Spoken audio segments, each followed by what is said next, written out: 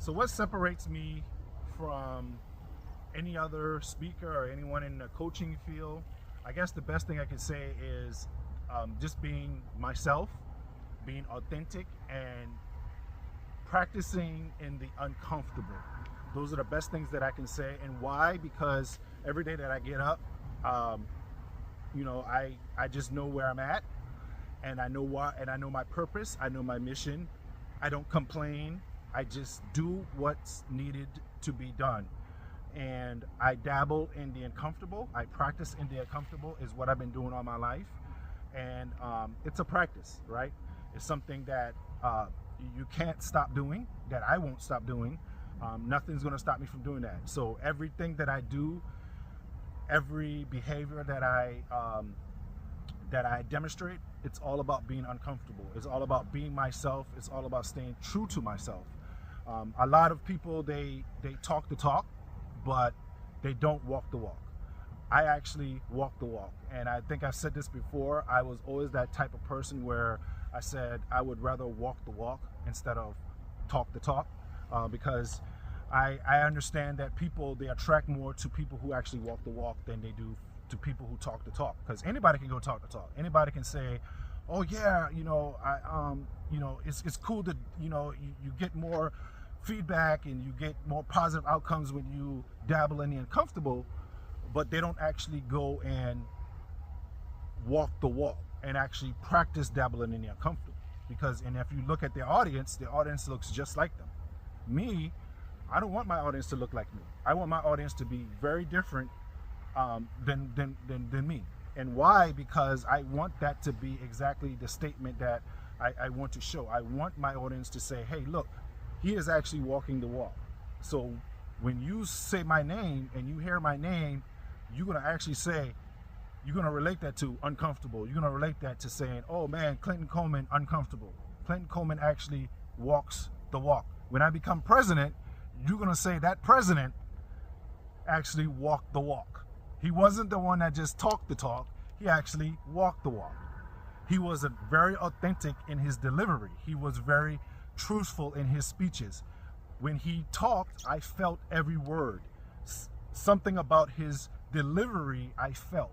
Do you understand that? So that's the type of person that I am. That's the type of message that I want to convey to anybody. I don't care who you are. I don't care what your background is. I just want to be able to relay a true, authentic self and show you that, look, if you just stay true to yourself, you can accomplish anything. You don't have to change up for anybody. I was never the type of person to change for anybody. I never wanted to change for anybody because I never felt right? Now, just because I practice uncomfortable, that doesn't mean I'm going to do things that are uncomfortable, because I do stick to my ethics. I do stick to my morals, and I do stick to my values. And that ain't going to change, because those three things, or ethics, morals, and values, is what makes me. It characterizes me. It makes my personality. So if I break that, then I'm breaking myself, and I'm not going to break that for anybody. So with that being said, guys, that's what separates me from everybody else. That's what I feel separates me from everybody, is just being my authentic self 24/7, 365 a day, is what I'm teaching my kids, is what I want to teach everybody. Just be your authentic self. People attract more to that. I want you to attract to me because you see my authentic self, my energy. I want you to feed off of my energy and let that resonate with you, and that allow that to help you in your life. When people that I'm around, they're comfortable. They're comfortable in their life. They're comfortable in the things they do. And don't get me wrong, there's nothing wrong with that. There's nothing wrong with living comfortable in your life, okay? But where I am right now and where I'm going, I can't be comfortable yet. I have to be able to be uncomfortable in order to make the changes that I need to make.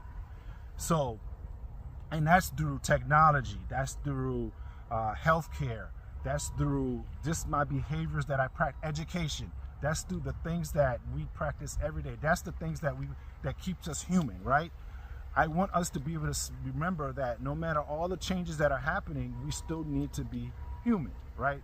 There's no changing that. We're still human at heart. We're still human here in the brain. Keep yourself thorough, keep yourself true to yourself, and you'll be happy, right? That's what brings me happiness. I can sit here and complain, I can sit here and blame others, but I'm not going to do that, because guess what? That violates my ethics, that violates my values, that violates my morals, and I cannot violate those types of things. Mark it out.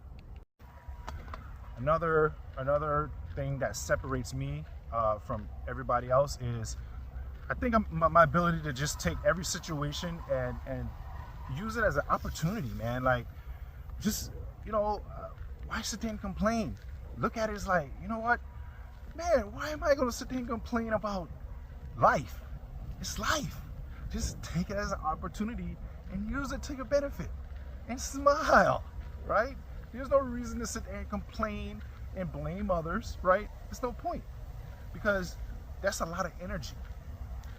I've learned and still learning that you spend more energy complaining, blaming others, and worrying about what others doing versus being smiling, seizing the opportunity, right? And becoming happy. I don't spend a lot of energy being happy. I don't spend a lot of energy finding opportunities, because that's where everything about me lies. Because that's why I always constantly say, you know what? I'm better off just being happy instead of spending time being mad and grumpy. Who wants to be grumpy? I don't want to be no grumpy person. Listen, I'm 43 years old. I don't want to be 83 grumpy. I don't want to be no grumpy old man. I don't. I want to be fulfilled. I want to be happy. I don't want to be worried about nobody else, right? I want to be that grandpa that chill grandpa that just have fun. That's the type of grandpa I want to be, not the grumpy one. Nope, that's not me. And I'm gonna be studying some the stages of life, from babies to geriatrics, and find out what is going on. What makes a person grumpy? What makes a person develop that type of behavior, right? Because I don't get it. I guess because my personality is just not developed that way to be grumpy and complain. I don't get it. I don't understand it. So I am learning to just be happy, accept the things for what they are, and just keep moving, man. Just keep moving, right? And maybe a lot of my changes came when I was in the military, because I saw the world, right? And I saw the world for what it really is. And I said, wow, I was really shell-shocked, and the world it's a great place, man. The world is a great place. I traveled this entire world, everywhere, and I'm just like, man, this is a beautiful world, man. And it was a big reality for me.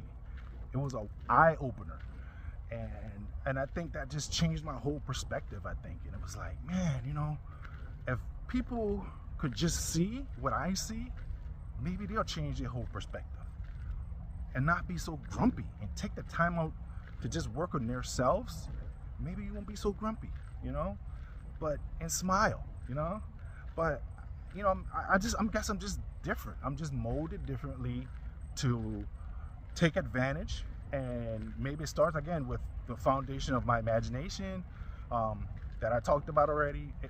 It's just everything.